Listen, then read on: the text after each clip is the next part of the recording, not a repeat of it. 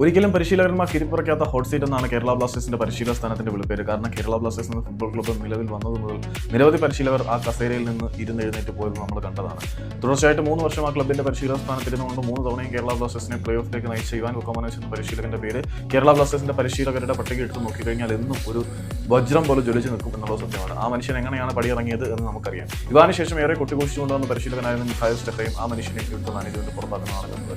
കേരള ബ്ലാസ്റ്റേഴ്സിന്റെ പുതിയ പരിശീലകനായിട്ട് നിയമിതനായ ഡേവിഡ് കാറ്റാലയുടെ കാര്യം എങ്ങനെയായിരിക്കും എന്നുള്ളത് വളരെ കൃത്യമായിട്ടുള്ള ഒരു ചോദ്യമായിട്ട് തന്നെ ഫാൻ അഡ്വൈസറി ബോർഡിന്റെ മീറ്റിംഗിൽ ചോദ്യം ഉന്നയിക്കപ്പെടുകയും ആ ചോദ്യത്തിന് ബ്ലാസ്റ്റേഴ്സിന്റെ അധികൃതരുടെ ഭാഗത്തു നിന്നും ഒരു മറുപടി ലഭിക്കുകയും ചെയ്തിട്ടുണ്ട്. മറുപടി എന്താണെന്ന് വെച്ച് കഴിഞ്ഞാൽ കേരള ബ്ലാസ്റ്റേഴ്സിന്റെ പരിശീലകനായിട്ടുള്ള ഡേവിഡ് കാറ്റാലയ്ക്ക് നിലവിൽ കേരള ബ്ലാസ്റ്റേഴ്സ് ഓഫർ ചെയ്തിരിക്കുന്നത് 1+1 അങ്ങനെ 2 വർഷത്തേക്കുള്ള ഒരു കരാറാണ്.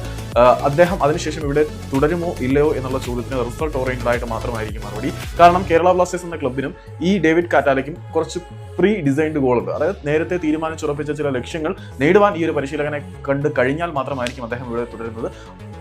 അല്ലാത്ത പക്ഷം ഡേവിഡ് കാറ്റാല എന്ന പരിശീലകൻ കേരള ബ്ലാസ്റ്റേഴ്സിന്റെ പരിശീലക സ്ഥാനത്ത് നിന്നും പുറത്താക്കപ്പെടും എന്നുള്ളത് സത്യമാണ്. അപ്പം എന്തൊക്കെയോ കേരള ബ്ലാസ്റ്റേഴ്സിന്റെ അധികൃതർക്ക് ഡേവിഡ് കാറ്റാലയുമായിട്ട് ചേർന്ന് മുൻകൂട്ടി തീരുമാനിച്ച ചില ലക്ഷ്യങ്ങളുണ്ട്.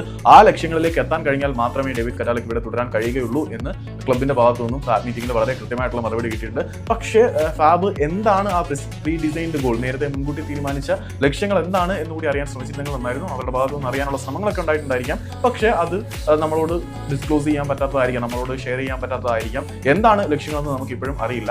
നേരത്തെ തീരുമാനിച്ചുറപ്പിച്ച ലക്ഷ്യങ്ങളിൽ എത്തിച്ചേരാൻ കഴിഞ്ഞില്ല എങ്കിൽ ഡേവിഡ് കാറ്റാല എന്ന് പറയുന്ന പരിശീലകൻ ഈ 1+1 കോൺട്രാക്ടിന് അപ്പുറത്തേക്ക് കാണില്ല.